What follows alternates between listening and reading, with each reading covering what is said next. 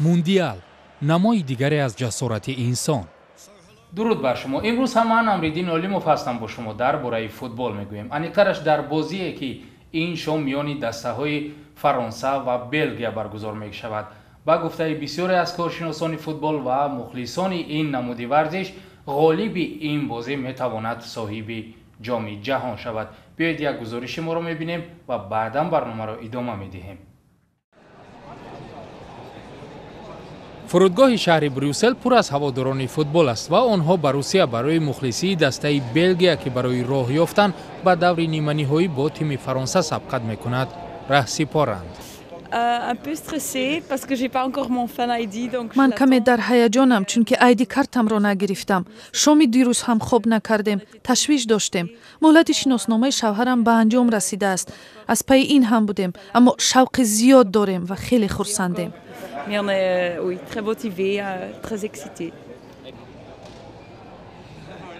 در میان این مخلصان پیوندان بازیگران دسته بلژیک نیز بودند که در این لحظه های تقدیرساز میخواهند فرزندان خود را دستگیری کنند.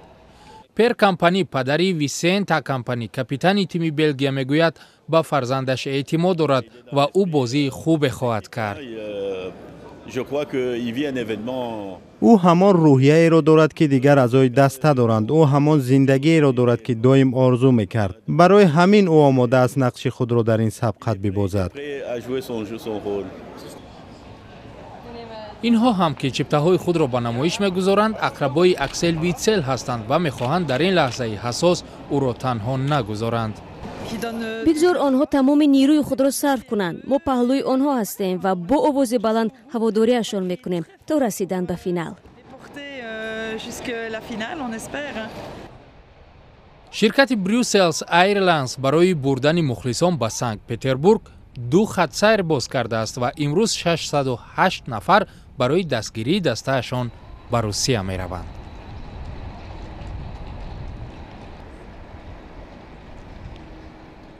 امروز هم صحبت من از همکارم از رادیوی فردا رضا جمالی و سوال نخستین ما این است که به نظر شما کدام دسته غالب می شود؟ این بازی در واقع جنگ میانه های دو تیم هست. یعنی هر کدوم از این دو تیم جنگ رو در میانه زمین ببره شانس بیشتری داره برای پیروزی. با توجه به ستاره هایی که در دو تیم بازی میکنن وقتی کنار هم قرار میدی میبینی که هیچ تیمی بر اون تیم دیگری برتری نداره. شاید بعضی فاکتورها مثل نوع تاکتیکی که مربی در نظر میگیره، با چه آرایشی وارد زمین بشه، سن بازیکنان، اینکه چقدر زمان طول بکشه، به وقت اضافه بکشه، به وقت اضافه نره، بازی در 90 دقیقه تمام بشه، به پنالتی برسه، شاید یک بازیکن اخراج بشه، کارت قرمز بگیره. همه این عوامل تأثیر داره برای اینکه برنده مشخص بشه. ولی وقتی که همه ویژگی‌های دو تیم را کنار هم میذاریم تقریبا میشه گفت که مساوی هستن اینها و شانس برد رو واقعا سخت هست که بگوییم که کدام تیم پیروز میشه. در واقع شاید بشه گفت که پیروزی رو مربیان دو تیم، سرمربیان دو تیم مارتینز و دی دوشامپ رقم خواهند زد. دسته هایی که این شام روبرو میشوند ببینید قواهای برابر دارند و در هر موقع بازیگرانی قریب که برابر دارند. اگر در خط حمله بگیریم در فرانسه مباپه هست، آنتوان گریزمان هست، در بلژیک باشد رامیو لوکاکو و ایدن هازارد. در خط نیم حمایت فرانسه بسیار بازیگری قوی دارد، پول پوگبا، اما بلژیک هم کوین دی بروینه دارد.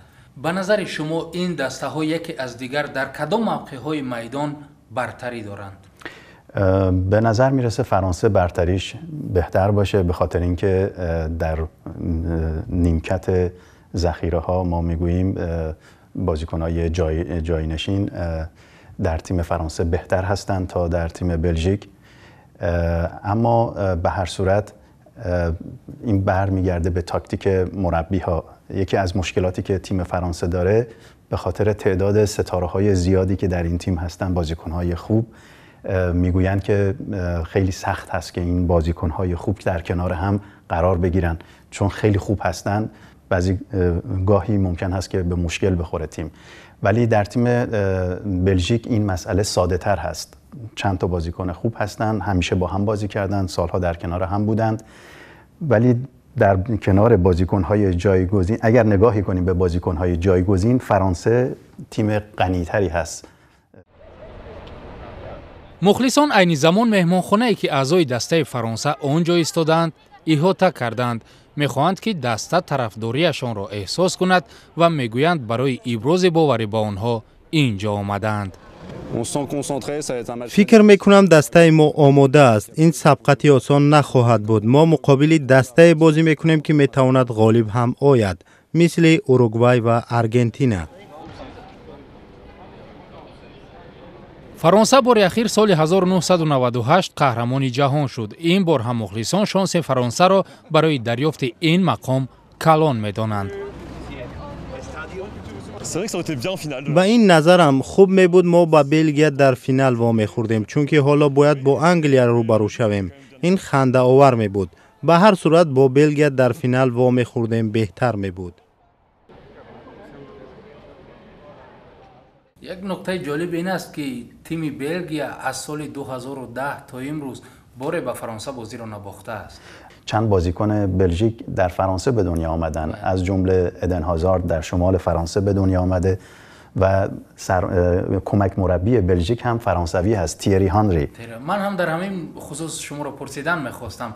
به نظر شما این تا کجا میتواند بعد دسته بلژیک کمک کند؟ یک نفری که قهرمان افسانوی برای تیم فرانسه سازیده میشه. خیلی ها از همین مسئله به عنوان برگ برنده کارت برنده بلژیک نام میبرند به خاطر تیری هانری، چون تا الان این دو مربی مارتینز و تیری هانری که با هم همکاری کردن در طول 15 بازی بیش از 20 بازی هست که اصلا نباختند و ممکن هست که باز هم همکاری این دو بتونه کمک کنه، به خاطر اینکه تیری هانری بازیکن‌های فرانسوی رو خیلی خوب میشناسه و به هر صورت در نیمه مربیان که گفتم، در نیمه دوم این همفکری تیری هانری و مارتینز قطعاً و حتماً به کمک تیم بلژیک خواهد آمد. از جانب دیگر تیری هانری رو در نزد مخلصان فرانسه از یک قهرمان تا اندازه به یک قهرمان منفی تبدیل می‌دهد. گویا که اون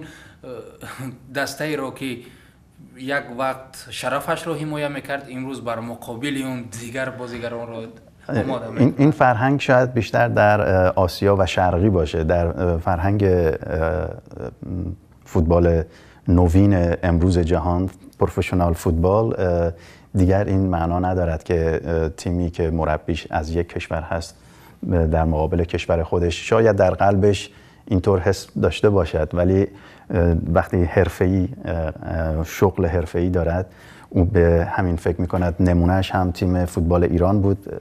مربی او کارلوس کیروش از پرتغال بود و جلوی پرتغال ایران خیلی خوب بازی کرد و مربی پرتغالی تیم ایران هم خیلی مشتاق بود که ایران ببره، چون این حرفه او هست، شغل او هست و بعداً برای او یک رزومه خیلی خوبی، یک سابقه، یک کار خیلی خوبی خواهد بود که این مربی حرفه‌ای هست و بر اساس حرفه‌اش عمل می‌کند، نه بر اساس احساس و علاقه‌اش. تشکر برای صحبت.